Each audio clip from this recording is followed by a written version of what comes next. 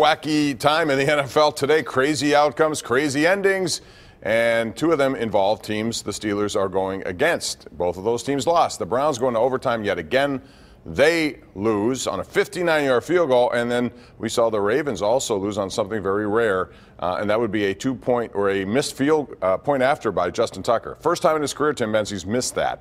Now, where is everything right now in the AFC North with those two teams specifically? Yeah, that could have been a loss the whole way for the Ravens anyway against a good team like New Orleans. But then again, with the way that defense is playing, having them at home, under those circumstances, you expect to win. I do think it's funny, I was brought up earlier in the broadcast, he had never missed an extra point. Of course, he did. He almost put one over the goalpost to the outside, which would have constituted a second, by his standards, makeable miss on his part, which is surprising.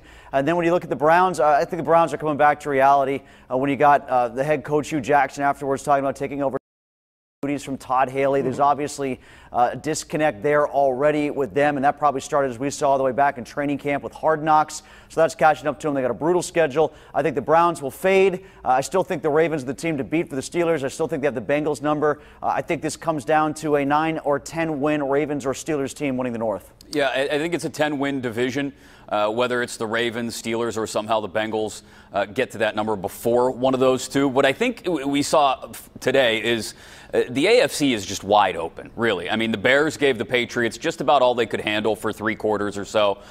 You saw the Chargers get their 5th win, and I don't think any of us really take the Chargers too seriously. 5-2, but they're 5-2. And I think to Tim's point about the North, the Browns will fade back, but it's a 3-team race in the North until the Steelers prove that they're better than they've looked in the first 4 or 5 of the first 6 games. So I think that's the most important thing we saw from this week's action. Everything's wide open in the AFC. It's sort of the Patriots and Chiefs and then, what, half a dozen other teams? Well, you know, the NFL was nice enough to give the Steelers 2 bye weeks in a row, given that they play the Browns next week. So they should be well rested for their next game against the Ravens. I think the Browns are not relevant. The Bengals stink. And to me, the Ravens are this team that somehow they make every game close and they play well. But you know what, Joe Flacco, there's just something missing. I know he went nuts 4 games in a row and won playoffs. So, you know, it seems like decades ago. But for the most part, he's a guy that is good, but not quite good enough. And Bob, I was going to swing this. I think Chris made a good point bringing up the Chargers before. Aren't they the team that usually stinks early and then tries to mount a comeback late? Right. To start, and the Steelers do play them. Let's keep that in mind, A and B. The Steelers just have to win those games they're supposed to win for a change in Denver and in Oakland. These aren't very good additions of the Broncos and Oakland. I know those are 2 destinations the Steelers rarely win. They got to do that this year. All right, here we go. This happened today in the NFL in London. It was the Chargers winning against Tennessee 20-19, but Mike Vrabel rolled the dice. He just scored a touchdown to make it 2019. Instead of kicking the extra point and going for overtime, he decides to go for 2. So, Paul Zeise, do you like that strategy, and would you be willing to do more of that moving down the road? You know what? I don't mind it if you're the Titans. You're the Titans. I mean, what else are you going to do? To me, you play to win. You probably are your best chance of winning with a guy like Marcus Mariota. Your best chance of winning is probably putting it on 1 play from the 3-yard line.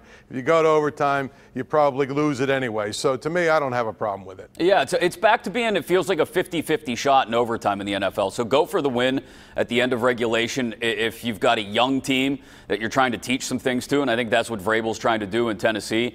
So I got no problem going for 2 there.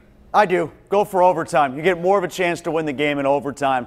I get that move in college if you feel like you're the inferior team because more possessions means more chances for the other team to win. Coin toss, take it down the field, even kick a field goal, something goes wrong on San Diego's next possession, you win. Plus, even if he does make it there, he's given Phillip Rivers with 30 seconds left and 2 timeouts a chance for a long field goal potentially. So I didn't like it. I think that sort of sends a message of who cares, we're here, we're the massive underdog. And like what Paul said, you're the Titans. Well, you know what? They play in the AFC South. And they were 3-3 coming in, so I don't think they were playing for nothing there. And Vrabel kind of treated that as if they were more of an underdog than what they really were. Well, one thing we know, Bill Cowher and Bruce Arians both called it a bad move. They wouldn't have done it, but those are old school coaches who always like to kick the extra point and keep on playing. So we'll see how that goes. All right, now it's time to go around the horn for this week's Smooth Moves, brought to you by Pittsburgh's largest supplier of the smoothest granite, marble, and quartz countertops. That would be Armina Stone. We asked these guys to come up with a Smooth Move of the Week. Could be anything. We'll start at the top. Paul Zeise, you first. Well, between extra points and field goals less than 33 yards, Justin Tucker was perfect in more than 300 kicks until today. So my smooth move of the week is, well, him. He misses an extra point and gives the Steelers life in the AFC North. Thank you, Justin Tucker. Yes. Yeah. I'm going to go back to earlier in the week. That guy sitting in the front row at Minute Maid Park. No. Let it go, man. Let it go, and maybe your Astros live to fight another day. I'm going to go with Anthony Duclair from the Columbus Blue Jackets. That unbelievable goal he scored. I think the goal of the year contest might be over, and it's not even Halloween yet. Most importantly, he did it in a win over the Flyers. So, thanks. Everyone can get behind that. That's a smooth move when you do that against Gritty in the boys. That's right. Gritty didn't like that one at all. And those are the smooth moves of the week, brought to you by Armina Stone, who features Pittsburgh's largest indoor stone gallery. Granite, marble countertops imported from all over the world to give you the smoothest countertops in your area. Score a touchdown with new granite countertops at Armina Stone. Penguins up next.